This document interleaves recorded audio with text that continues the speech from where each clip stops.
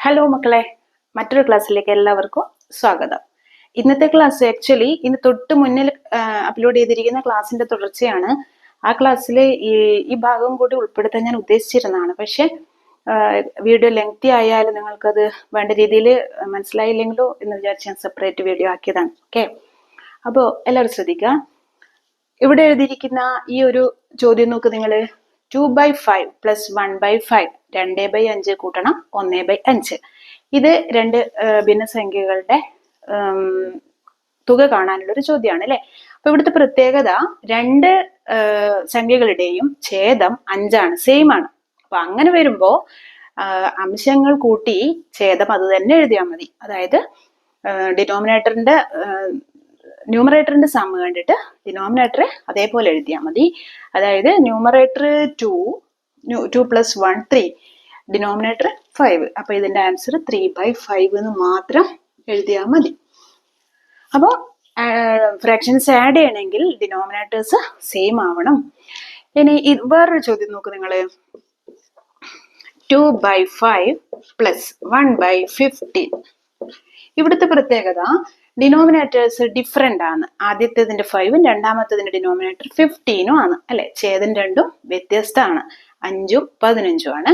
അപ്പൊ ഇങ്ങനെയുള്ള ചോദ്യങ്ങളിൽ എന്ത് ചെയ്യണം എന്ന് വെച്ചാൽ അതിന്റെ ഡിനോമിനേറ്റേഴ്സ് ആദ്യം സെയിം ആക്കണം. സെയിം ആക്കണം എന്ന് പറഞ്ഞാൽ ഇതിന്റെ LCM കണ്ടിട്ട് ആ സംഖ്യ ഡിനോമിനേറ്റർ ആയിട്ട് വരുത്തിയാൽ മതി. LCM എന്ന് പറഞ്ഞാൽ ലസാഗു അല്ലെ, നിങ്ങൾക്ക് അറിയാതെ. അപ്പൊ ഈ 5ന്റെയും 15ന്റെയും LCM എത്രയാണ്? 15 LCM.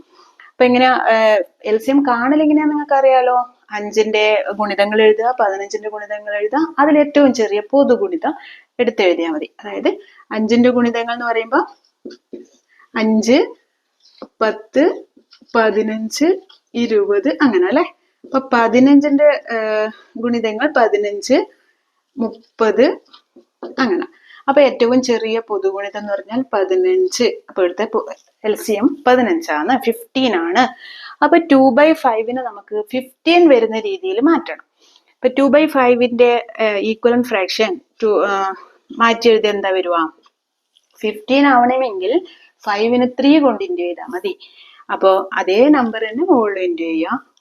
2/5 ഇൻറ്റു 3 ആണ് 15. അപ്പൊ 2 ഇൻറ്റു 3 എന്ന് എഴുതണം. ഓക്കെ, എന്നാലും നമുക്ക് ഈക്വലന്റ് ഫ്രാക്ഷൻ കിട്ടും. 2 ഇൻറ്റു 3 6, 6/15. അപ്പൊ 2/5ന് പകരം എന്തെഴുതിയാൽ മതി? 6/15 എഴുതിയാൽ മതി. അതേപോലെ മറ്റേത് 15 തന്നെ ആയതുകൊണ്ട് മാറ്റമില്ല. അപ്പൊ നമുക്ക് ചോദ്യം ഇങ്ങനെയാണ്. 2/5 പ്ലസ് 1/15 ഈക്വൽ ടു 2/5ന് പകരം ഈ ഫ്രാക്ഷൻ എഴുതുക. 6/15 പ്ലസ് 1/15 ഈക്വൽ ടു, പിന്നെ നമ്മൾ നേരത്തെ ചെയ്തതുപോലെ ഡിനോമിനേറ്റർ സെയിം ആയി കഴിഞ്ഞാൽ മുകളിൽ നേരത്തെ ചെയ്ത പോലെ ചെയ്യാം.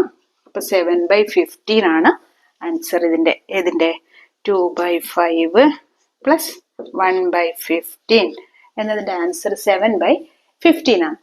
അപ്പൊ ഏത് ഭിന്നസംഖ്യകൾ വന്നാലും ഇതുപോലെയാണ് ചെയ്യേണ്ടത്. അപ്പൊ നിങ്ങൾ ഇതേപോലെ തന്നെ സബ്ട്രാക്ഷനും സെയിം മെത്തേഡാണ്, വേറെ ഒന്നും ചെയ്യാനില്ല.